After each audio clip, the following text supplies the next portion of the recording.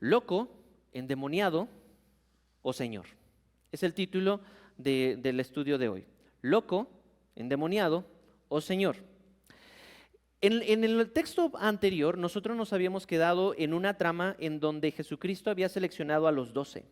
Había seleccionado a personas que no tenían nada asombroso, nada absolutamente reconocible, más que sus deficiencias o inclusive esta etiqueta acerca de Judas Iscariote, en donde se le menciona, él también lo entregó. Ahora, dentro del historial de todos los apóstoles, imagina cómo habrá sido la vida de Judas si Jesucristo ya sabía que lo iba a traicionar. Y aún así Jesucristo, con todo su amor, con toda su devoción, dio todo por servirle a Judas. Él estuvo también en el momento en donde Jesucristo platicaba, comía, enseñaba, y Judas al final tomó un camino distinto. Eso lo vimos la semana pasada, en donde Jesucristo designa de las multitudes a 12. Y es ahí en donde tú y yo podemos participar, en donde Jesucristo es glorioso. El ministerio, entiéndase, el ministerio no es solo estar detrás de un púlpito o tocar o servir aquí o allá. El ministerio comienza en tu casa. Y nuestro principal llamado, lo vimos, ¿cuál es? Ni siquiera es predicar. Ni siquiera es servir expulsando demonios. ¿Qué dice tu Biblia? ¿Cuál es el primer llamado? ¿Para qué lo seleccionó Jesucristo a esos 12? Para estar con Él. Nuestro primer llamado, querida iglesia, es estar con Él. Ese es el contexto inmediato. Estar con Jesucristo para poder ser reabastecidos. De otra manera, no vamos a poder, ni con nuestras fuerzas, ni con nuestro conocimiento. En este punto, la narrativa toma un tono distinto, porque en el versículo 20, Jesús llegó a una casa. La escena o la ambientación es nueva. Ya no está en este monte, sino que ahora está en una casa. Se presupone que esta casa es la misma que se menciona en el capítulo 3 y en otros capítulos, que es en Capernaum. Jesucristo tenía una base, Jesucristo tenía un lugar donde llegar, en Capernaum. Algunos dicen, esta era su casa. Este era el lugar en donde planeaba, en donde oraba, en donde él podía llegar a poder pasar un tiempo con los demás. En esta casa, en Capernaum, sin embargo, en el ministerio de Jesucristo, jamás vino hacia las multitudes, principalmente. Las multitudes se agalopaban contra Jesucristo. Sin embargo, Jesucristo, en su misericordia y en su compasión, muy lejos a que yo me engento o nos podemos engentar con las multitudes, Él quería sanar y quería bendecir a todas estas multitudes. Por lo tanto, si tú te has preguntado, ¿Dios querrá sanarme de esta enfermedad? ¿Dios puede sanarme de esta enfermedad? ¡Claro que sí! Mis queridos, ¿por qué estamos tan atónitos e incrédulos al poder de Dios? ¿Por qué los veo como, sí, eso sucede como en una época fantástica, como en Dios sigue siendo el mismo y puede sanarte? Claro que sí, por supuesto. Pero así como yo oraba en el principio de la reunión, ¿para qué nos sirve un cuerpo saludable si insistiremos en pecar y estar en rebeldía contra Dios? ¿De qué me sirve tener un cuerpo saludable si voy a utilizarlo para un placer carnal?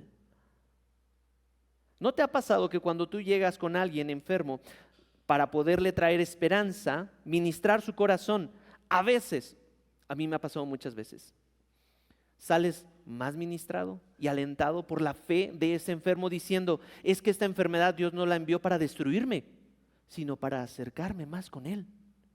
Y créanme, visita hospitales, visita presos, visita enfermos. Y muchos van a entender, esta enfermedad me ha acercado más a Dios. Y yo le digo entonces, bendito sea Jesucristo por esto, porque eres bendecido para acercarte más a Dios. Ahora, ¿Dios quiere sanarte?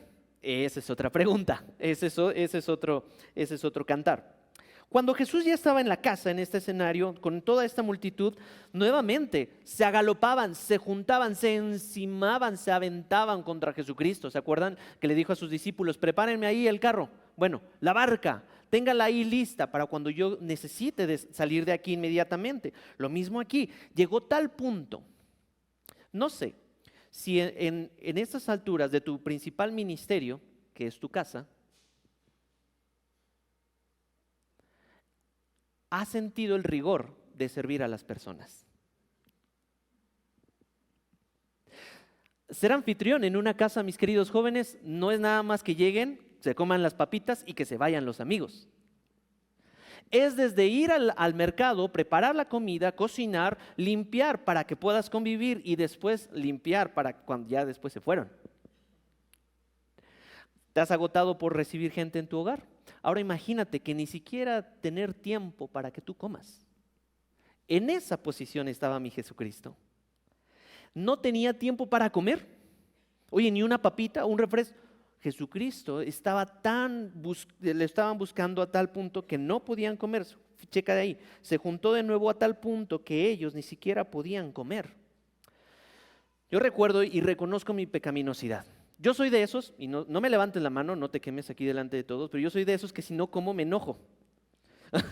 Y se me sale el indio, se me sale el cobre y mi esposa me dice, ¿y por qué te enojas? Solamente no estás comiendo. Y yo admiro a aquellos que no se enojan y están como si nada cuando no comen.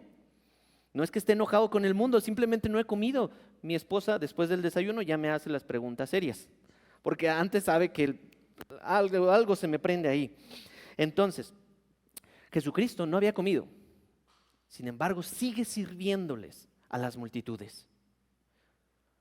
¿Cuánto te pesa a ti servirle a tu hijo, a tu hija, a tu esposa o a tu esposo? Solo es uno o dos hijos.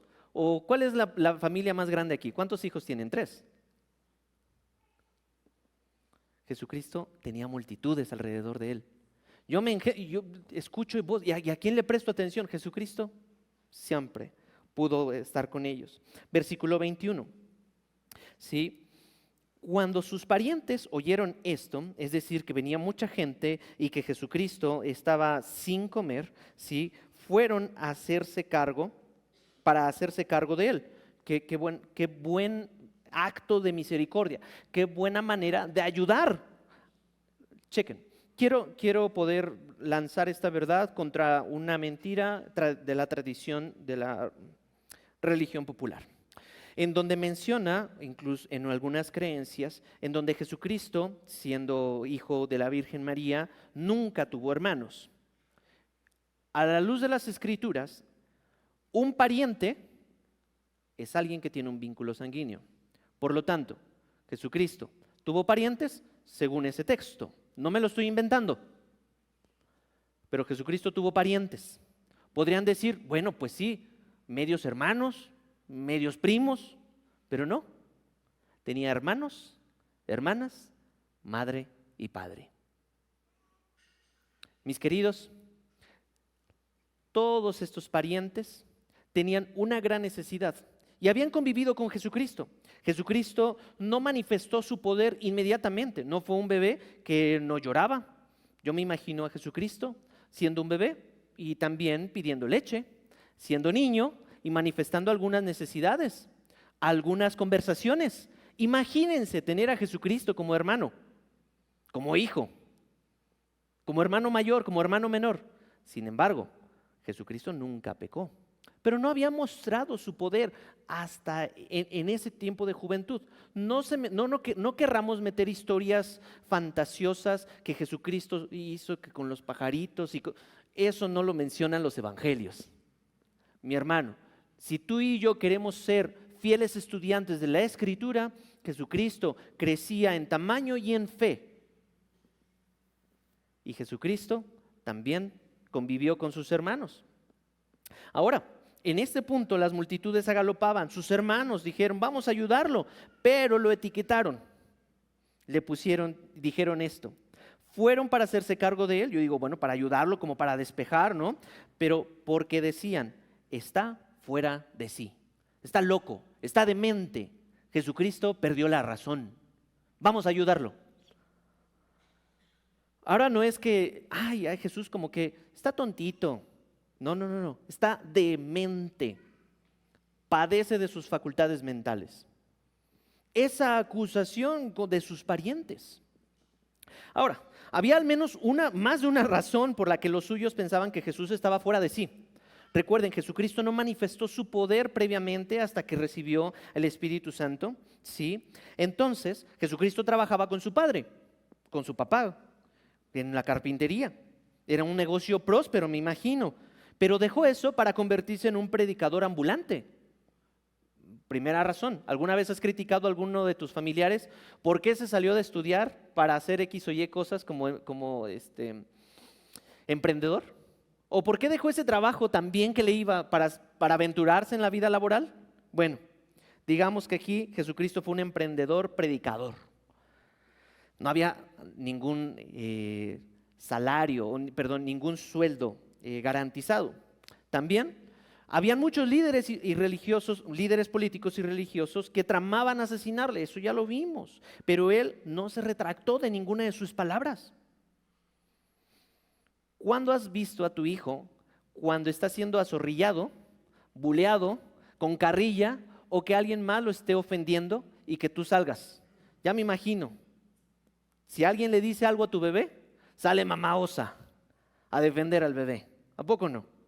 Aquí habían muchos líderes políticos y religiosos que tramaban no tan solo decirle, ay Jesús, ay sí, tramaban asesinarlo. Pero él no se retractó, según Marcos 3:6. Y ellos temían por el bien de Jesús. Recuerda, en este lapso, los parientes de Jesús no tienen el Nuevo Testamento por escrito.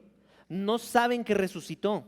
No saben todos los milagros que va a hacer más adelante. Por lo tanto, solamente lo han visto dormir, lo han visto comer como un humano, 100% Dios. También las multitudes empezaron a seguir a Jesús y ellos sabían que la fama y la atención y la celebridad podría subírsele a la cabeza a Jesús.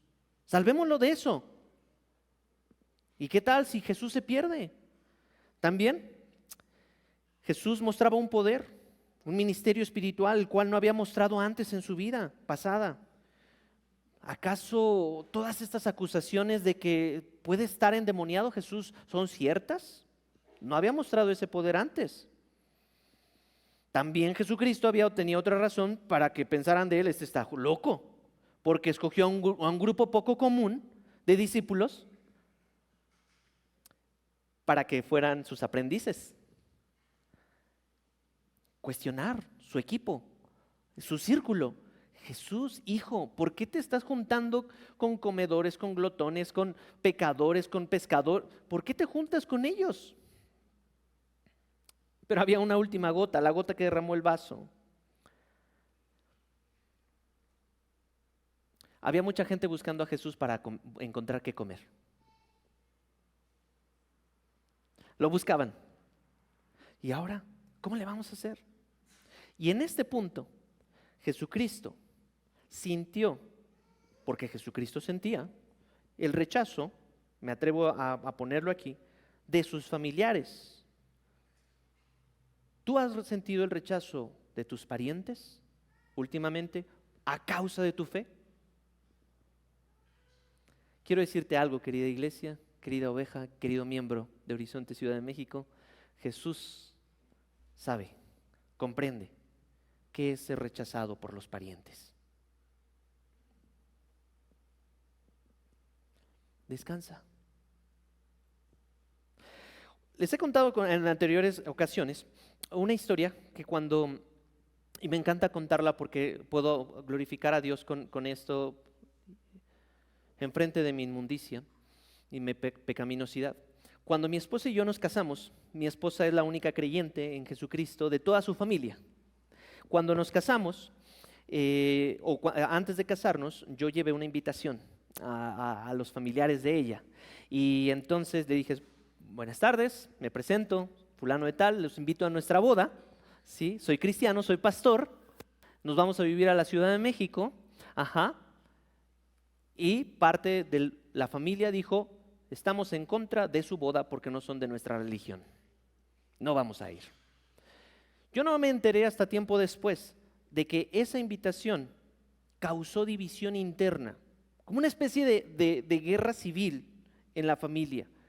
¿Por qué están protegiendo a estos que podemos verlos como traicioneros de nuestra costumbre?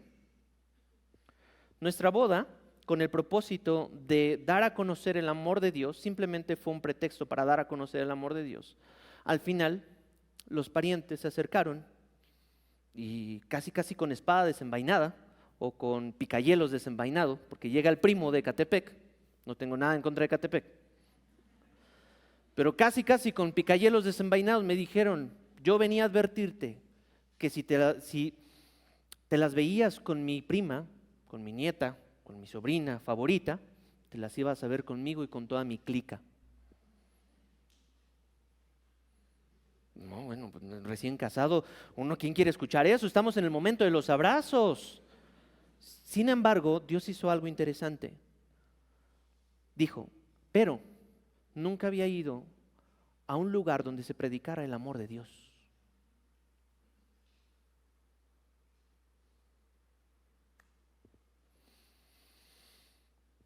Cristo entiende el rechazo de tus familiares hacia tu fe puesta en Jesucristo. Él entiende completamente tu aflicción. Puedes correr a Él. ¿Te han dicho loco? ¿Te han dicho demente? ¿Desquiciado? ¿Retrógrada? Bueno, estamos a un paso más de parecernos más a Jesús. Bienvenido al cristianismo. Continuamos, porque aquí está el primer conflicto. Está fuera de sí, decían sus familiares, sus cercanos. Perdió el juicio, versículo 22. Y los escribas, ¿sí? Ahora, en esta nueva narrativa, porque toda esta selección de pasajes hay como una especie de sándwich metiéndose varias narrativas, y luego el autor Marcos inserta una parábola. Vamos a leer versículo 22. Y los escribas, es decir, los expertos, los profesionales, los que se dedicaban, los de la oficial, la FIFA del judaísmo, bajaron, es decir, descendieron en una cuestión geográfica, ¿sí? Estaban en el norte para bajar a este lugar, y los escribas que habían descendido de Jerusalén decían, ojo aquí, es la primera vez que aparece decían, y quiero señalar esa palabra porque más adelante va a tener un impacto muy importante. Es un verbo imperfecto, pretérito que no tiene un final, tiene una continuidad. Decían, constantemente estaban diciendo, ¿sí? Tiene a Beelzebú y expulsa a los demonios por medio del príncipe de los demonios. Ojo, para encontrar en este contexto, ¿sí? Estos teólogos de la época están declarando, o poniéndole una etiqueta a Jesucristo, no tan solo como un falso maestro o como un loco, sino como un endemoniado. Su acusación, que en verbo imperfecto, o es decir, continuamente, estaban diciéndole a Jesucristo: está endemoniado. No fue una vez. Jesucristo obra y tiene poder por Beelzebú. Beelzebú, sí, era muy conocido por ser dios de las moscas, o que los filisteos en su momento en el Antiguo Testamento también se le conoce como rey o dios, ¿sí? Que para los judíos era totalmente inmundo. Es decir, en el Nuevo Testamento es muy claro que Beelzebú es la representación de Satanás. No hay de otra. Beelzebú le están diciendo: tú tienes poder del diablo, Jesucristo. ¡Qué fuerte declaración! Es como si en nuestros días a un predicador le dijeran: es que él tiene poder para predicar la Escritura, o él tiene el poder para entender la Escritura por el poder de la Santa Muerte. Es más o menos igual, otorgándole, sí, poder a esto. Sin embargo, me gusta porque no saben los escribas que le están dando la razón de cada hecho poderoso que Cristo ha hecho, pero no de una forma como Jesucristo lo hubiera dicho. Hay que recordar que en este punto, en un pasaje paralelo en Mateo, Jesucristo ya estaba sanando a un mudo endemoniado. En Mateo 9:34, ¿sí? Acompáñame para allá. En Mateo 9:34.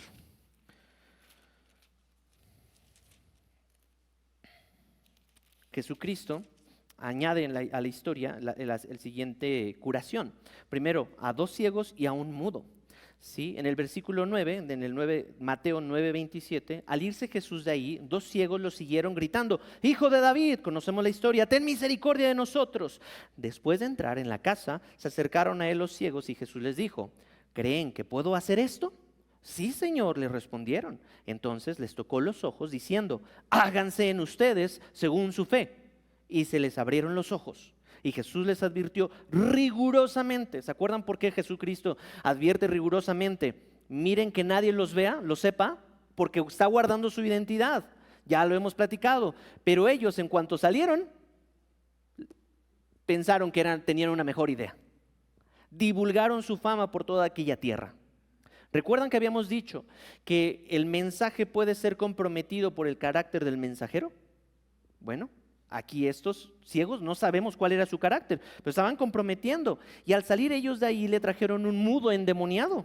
Imagínense, después que el demonio había sido expulsado, el mudo habló y las multitudes se maravillaban y decían: jamás se ha visto cosa igual en Israel. Pero los fariseos decían: él echa fuera a los demonios por el príncipe de los demonios, o sea, Satanás.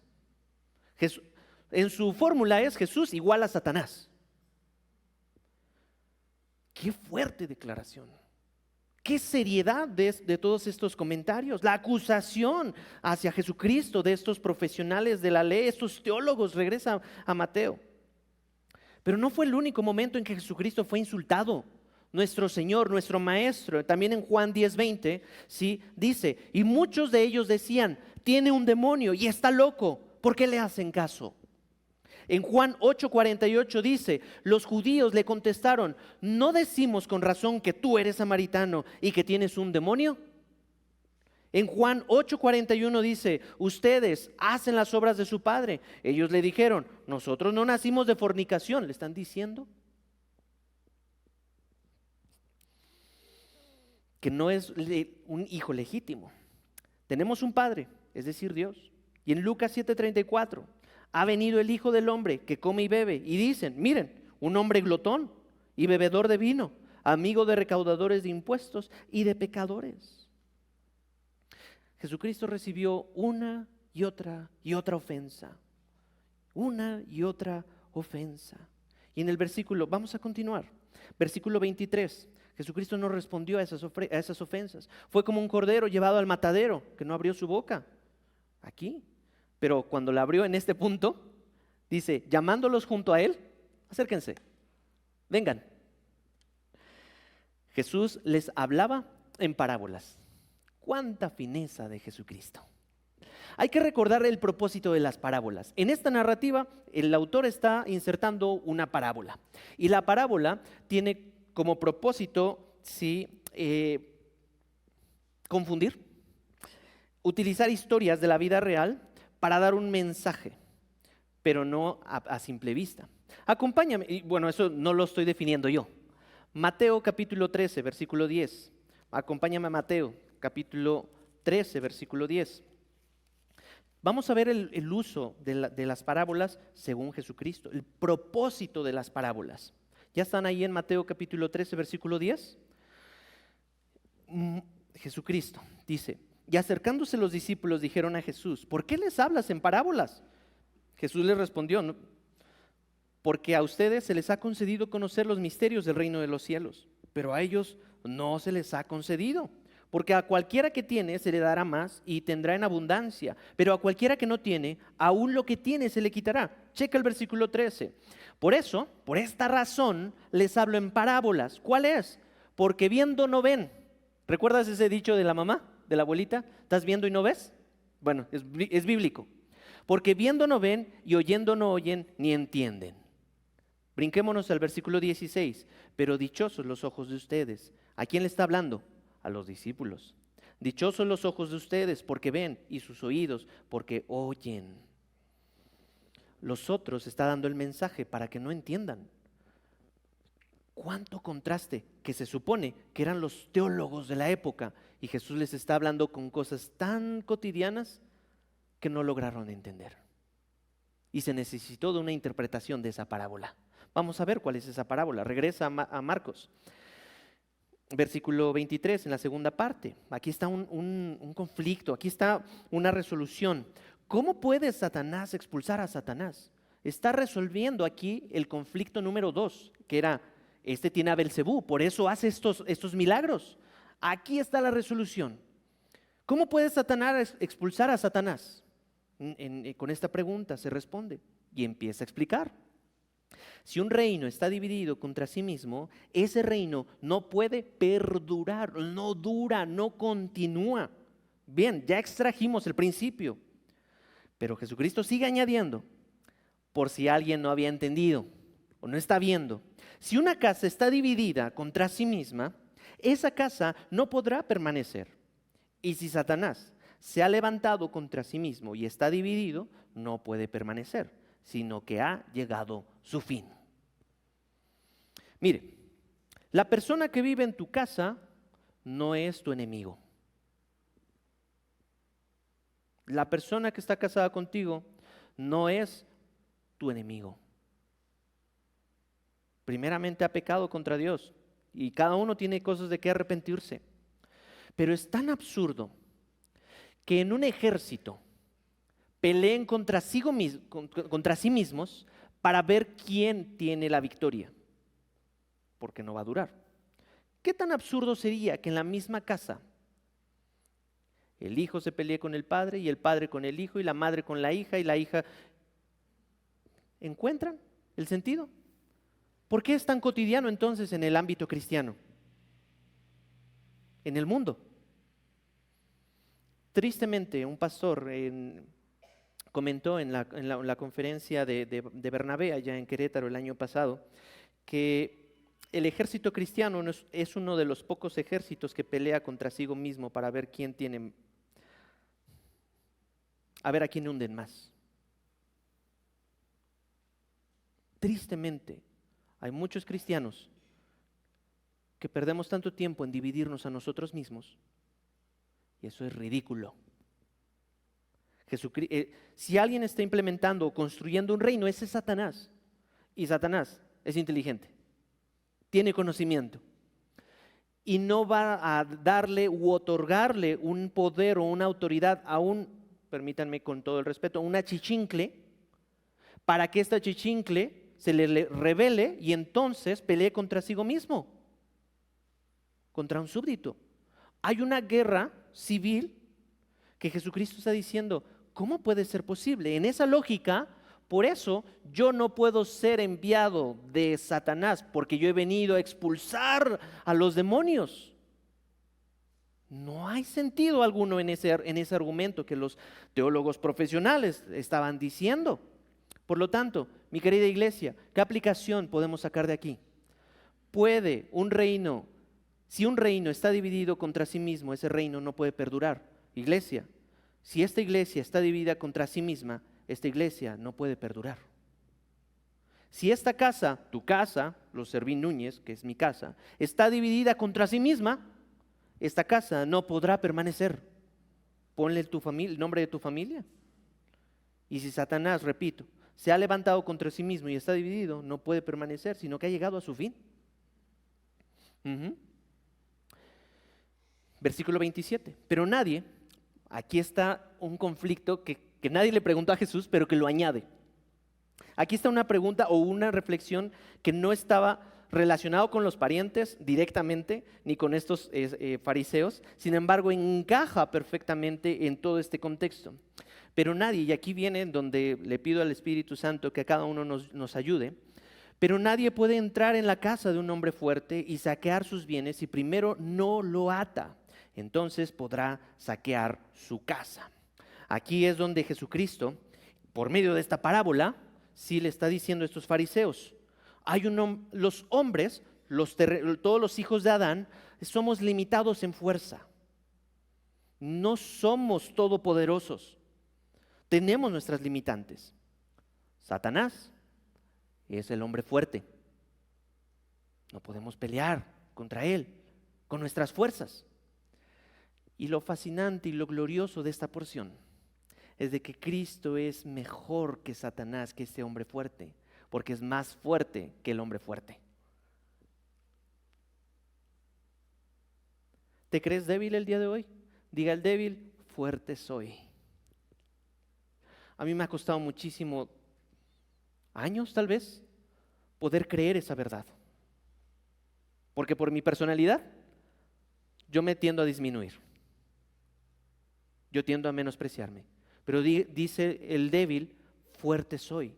Pero no por mis capacidades o por tus capacidades, sino porque el hombre fuerte, Jesucristo, vino a saquear y vino a atar a ese hombre fuerte que nos tenía en cautiverio en la casa de nuestro corazón tiempo atrás, cuando vivíamos en el pecado. Por lo tanto, hoy Dios no te ha dado un espíritu de timidez y de cobardía, sino de poder, amor y dominio propio. Porque tú y yo no vencimos, sino que ahora peleamos porque Cristo ya venció y nos ha hecho más que vencedores. Esto debería a ti de impactarte tu vida profundamente, porque no es en mis fuerzas, no es con lanza, no es con jabalina, no es con carros, sino es con el poder del Espíritu Santo. ¿Amén a eso? Amén a eso. Pastor, pero ¿cuándo vino a atar y saquear Jesucristo? Eso no aparece en la historia. Obviamente no aparece en la historia, en la narrativa. Todavía no estaba escrito el Nuevo Testamento. Por lo tanto, hoy tú lo sabemos y hacemos esta conexión teológica con Jesucristo en Colosenses 1, 13 y 14. Acompáñame ahí en tu Biblia, Colosenses 1. Son de esos versículos en los que tú tienes que tener subrayado en tu Biblia de Colosenses, porque ¿cómo es que sabes tú que has pasado de las tinieblas al reino de Dios? ¿Porque lo sientes? Yo puedo sentir muchas cosas. ¿Porque te lo inventaron? Todos podemos inventar muchas cosas. Tú y yo, dice Colosenses capítulo 1, versículo 13, porque Él, ¿sí? Jesucristo, nos libró del dominio de las tinieblas y nos trasladó al reino de su amado Hijo. Gloria a Dios por eso, en quien tenemos redención, el perdón de pecados.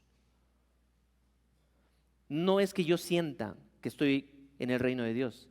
No es que alguien me haya dicho, es porque escrito está que Jesucristo nos libró por medio de la fe y el arrepentimiento.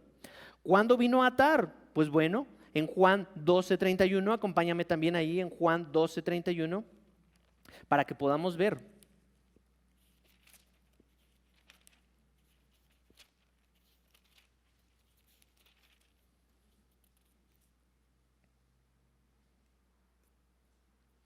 Juan 12:31, ya está aquí el juicio de este mundo. Ahora el príncipe de este mundo será echado fuera, pero yo, si soy levantado de la tierra, atraeré a todos a mí mismo. ¿Qué quiere decir esto? Que en la cruz del Calvario, Jesucristo expulsó al hombre fuerte. Jesucristo lo ató. Jesucristo venció a Satanás. Lo venció para destruir las obras de injusticia que estaban gobernando nuestra vida. Pastor, eso suena muy bonito. ¿En dónde lo dice? Acompáñame en tu Biblia en 1 Juan 3. 1 Juan 3.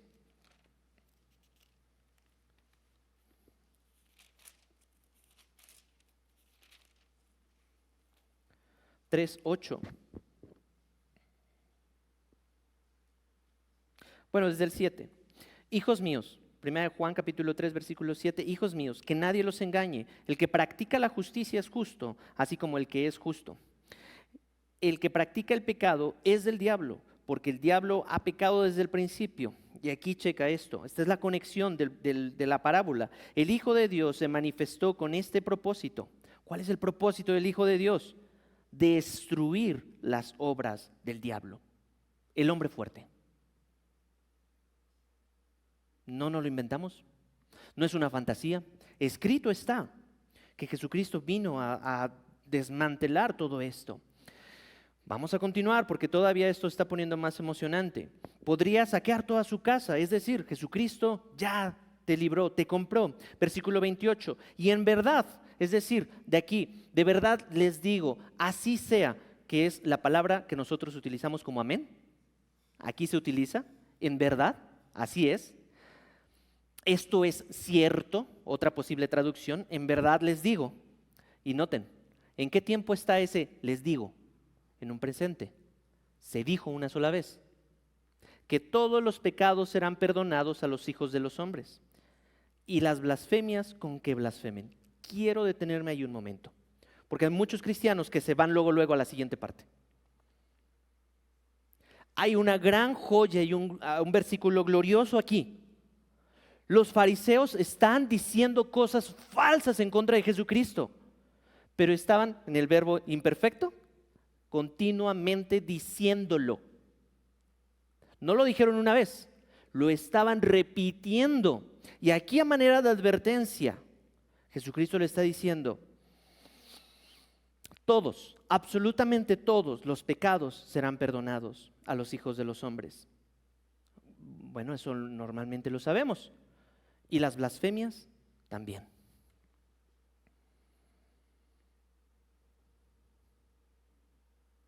En algún punto de mi cristianismo, en años atrás, yo tuve un conflicto en donde dije, cuando leí esto, entró una culpa que duró semanas, en donde decía: ¿yo seré alguien que blasfemó en contra del Espíritu, contra Cristo? ¿Acaso yo estoy negando mi fe? Y esa culpa me duró mucho tiempo hasta que alguien me recordó textualmente: Jesucristo está dispuesto y tiene toda la facultad de perdonar todos. Y la palabra todos en el griego es cada uno de ellos, de tus pecados. La iglesia tiene un amplio catálogo de pecadores que han pecado. Bienvenido. Y como Pablo dijo, tomo sus palabras, yo soy el primero. Tú también. Y Dios está dispuesto y tiene todo el poder, mi querida iglesia, mi querida oveja, de perdonar todo tu pecado. Por más vil, cruel, inmundo, desastroso, que para otras personas podría ser imperdonable, Jesucristo está dispuesto a perdonarte y a traerte hacia Él para poderte dar un lugar con Él.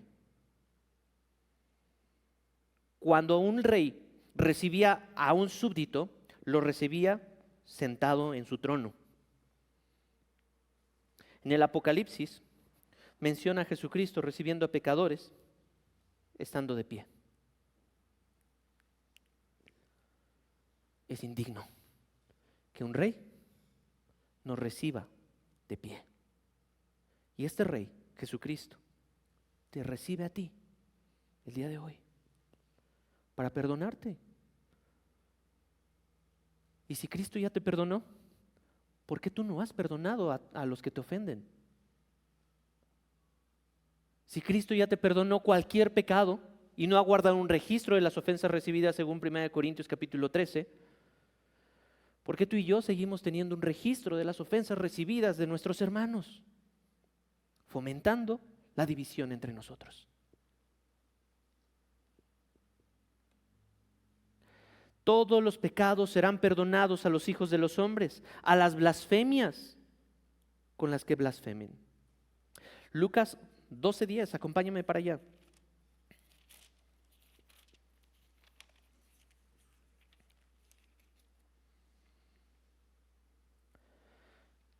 Tenemos al Padre, al Hijo y al Espíritu Santo. Y Jesús ha recibido ahorita toda la crítica y todos estos cuestionamientos. Y dice Lucas 12:10, y a todo el que diga una palabra contra el Hijo del Hombre, se le perdonará, contra Cristo. Pero aquí viene lo interesante. Pero el que blasfeme contra el Espíritu Santo, no se le perdonará. Regresamos a Marcos, en la segunda parte, en versículo 29. Pero cualquiera que blasfeme contra el Espíritu Santo específicamente, no tiene jamás perdón, sino que es culpable de pecado eterno. ¿Qué seriedad de versículo? ¿Qué seriedad de versículo?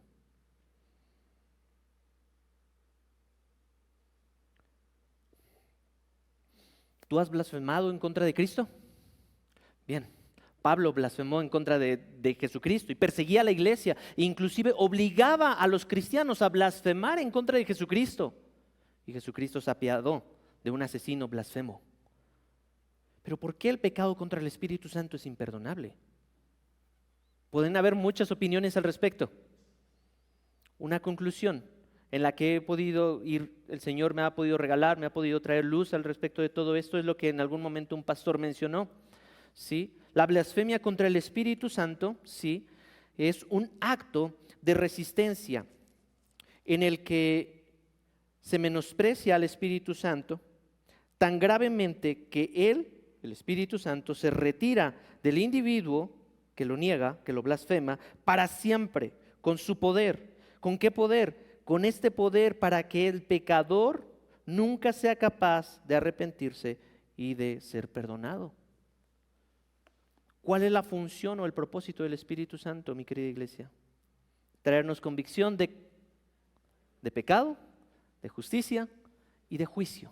Si alguien niega, blasfema, denigra, niega, se acoraza en contra del Espíritu Santo, el Espíritu Santo lo abandona, dice el autor, para que entonces no tenga la facultad de arrepentirse y ser regenerado. Por lo tanto, él mismo está acarreándose una condenación eterna, pero no porque Cristo se la impuso, sino por la dureza de su corazón. Él mismo está rechazando el acceso a la salvación. Y este tipo de preguntas nos intrigan a todos. ¿Y si yo he blasfemado en contra del Espíritu Santo y no me di cuenta? ¿Te has preguntado eso? Algunos dicen que sí. Tranquilo. Porque si te duele, te lo has preguntado, que has blasfemado en contra del Espíritu Santo, quiero darte una buena noticia. Muy probablemente no has blasfemado en contra del Espíritu Santo. Porque alguien que está endurecido no se preocupa por eso. Al contrario, Dios le concede que su corazón se endurezca más, como el del faraón, y se cauterice su conciencia.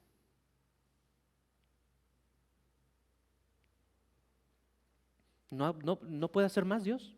Si alguien se quiere perder, diría Romanos, dale. Bueno, no dice así Romanos, pero ¿te acuerdan en Romanos capítulo 1, versículo 18? Dios los entregó a fornicación, a lascivias, a las lujurias de las pasiones de su corazón. Sino que es culpable, regresamos a nuestro texto base, en esta parábola, en medio de la narrativa, versículo 30, porque decían nuevamente estos escribas, tiene un espíritu inmundo. Tiene un espíritu inmundo. Continuando, ahora, ¿qué pasó con la familia de Jesucristo, con los parientes? Jesucristo ya resolvió este conflicto, este clímax, ya lo resolvió aquí en todos estos versículos. Pero ¿qué pasó con sus familiares? Entonces llegaron su madre y sus hermanos y quedándose afuera, mandaron a llamar a Jesús como este trenecito de comunicación, te digo, así como cuando le pasan el cambio al del camión, páseselo al chofer. Así llegó la comunicación y había una multitud sentada alrededor de él. Jesucristo no perdía ninguna oportunidad para ministrar. Y le dijeron, tu madre y tus hermanos están afuera y te buscan. Es un buen deseo, es una buena afirmación, es un buen conflicto, es un buen problema. Te buscan tu mamá y tus hermanos. Reiterando, Jesucristo tenía hermanos. Me gusta escuchar de repente estos canales, History y todos estos, porque tiene una narrativa y muy intrigante, que si Jesucristo tenía hermanos y que Jesucristo tenía... Me gusta verlos porque me gusta este tipo de, cómo lo mencionan, pero la Biblia es clara, Jesucristo sí tenía hermanos. Otras versiones añaden, y sus hermanas, su madre y sus hermanos. Y les dijo Jesús, nuevamente, los fariseos decían, las multitudes decían, los parientes decían, pero Jesús dijo, me encanta. Versículo 34, y mirando a los que estaban sentados en círculo alrededor de él, dijo, aquí está mi madre y mis hermanos, porque cualquiera que hace la voluntad de Dios, ese es mi hermano y hermana y madre. En versículos anteriores, ¿se acuerdan? Que la multitud seguían. Sin embargo, si no estamos dispuestos a aborrecer a nuestras relaciones horizontales, no estamos dispuestos a abrazar a nuestra primera relación, que es Jesucristo, nuestra primera relación. Ahora, no es directamente, entiéndase, voy a llegar a mi casa a aborrecer y a blasfemar en contra de mi esposo, esposa o hijos, porque si no se estaría contradiciendo toda la Escritura, en especial con Efesios, porque en Efesios 6:6, ve para allá, Efesios 6:6, y con esto ya voy terminando. Efesios 6:6.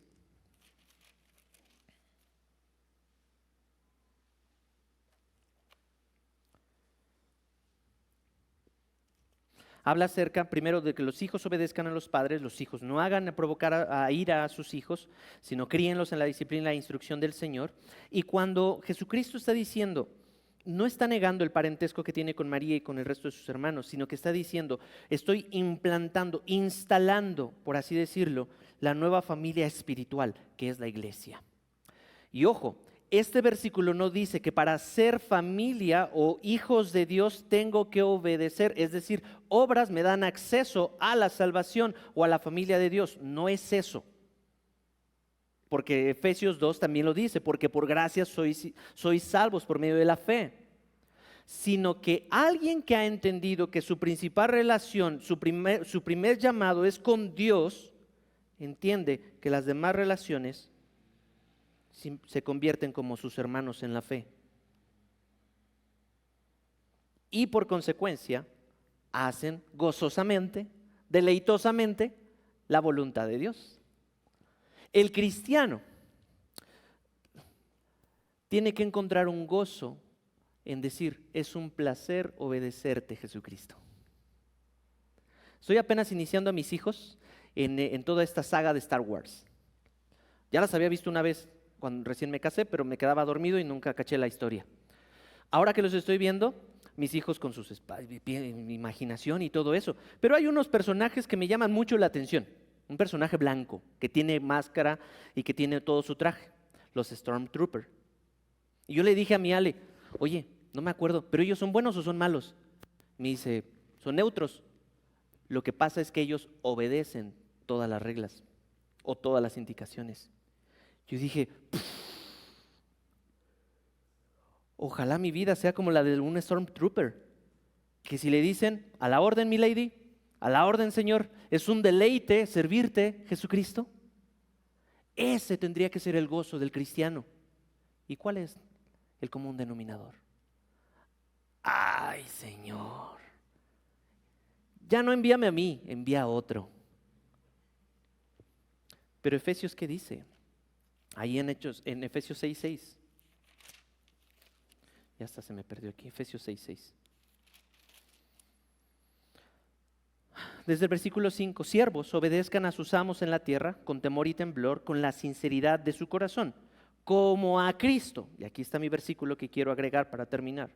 No para ser vistos, querida iglesia, como los que quieren agradar a los hombres, sino como siervos de Jesucristo, haciendo de corazón la voluntad de Dios. Esos son los que forman la familia de la fe. Pregunta de aplicación. ¿Qué tanto estás dispuesto a abandonar tu propia vida para obedecer gozosamente a Cristo? Y en lugar de verlo como un loco de mente, un endemoniado, a verlo como un Señor en tu vida.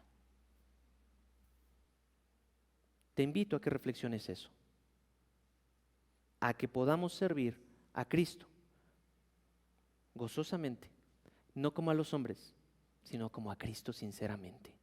Primeramente, a los de tu casa. No venga aquí a ser un hipócrita, sirviendo a otros que no son de su propia familia. Porque es peor alguien que provee para los de afuera que primeramente para los de su casa. Que Dios bendiga su palabra. Vamos a orar.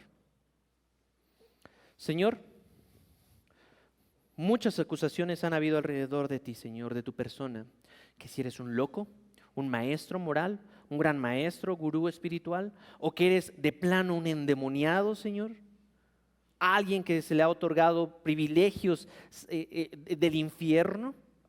¿O realmente, Señor, todo lo que has dicho hasta el día de hoy en la Escritura, todo lo que dijiste, es realidad y te convierte a ti como el Señor digno de ser servido y de ser obedecido, Señor, sin mayor dificultad? Porque esos, en consecuencia, al haber sido en arrepentimiento y en fe, pueden ser convertidos en la familia de Cristo. Señor, detén a aquellos que se están yendo en su ceguera hacia una blasfemia contra el Espíritu Santo. Señor, para a aquellos, Señor, que se están cauterizando ellos mismos, que están coqueteando con el pecado, pensando, Señor, que las cuestiones de que sus hábitos ocultos, las cosas que observan, los comentarios que tienen, las relaciones que tienen tóxicas y pecaminosas, no están provocándoles algo. Señor, nadie puede jugar con fuego sin quemarse. Salva a esos hombres que están jugando con fuegos creyendo que no se pueden quemar. Salva a aquellas mujeres que te piensan como un loco. No puedes cambiar nada, has perdido en sí. Señor, yo me creo como la suficiencia, yo creo que puedo sustituir al Espíritu Santo y entonces cambiar a... Señor, habemos aquí todo un gran catálogo de pecadores. Ten misericordia de nosotros, siervos inmundos, que en Cristo Jesús hemos sido dignificados y Señor, estamos en este proceso de extirpación del pecado. Guía a mis hermanos, que todos somos hermanos aquí, a obedecerte a ti con gozo en el corazón. En el nombre de Cristo Jesús. Amén y amén.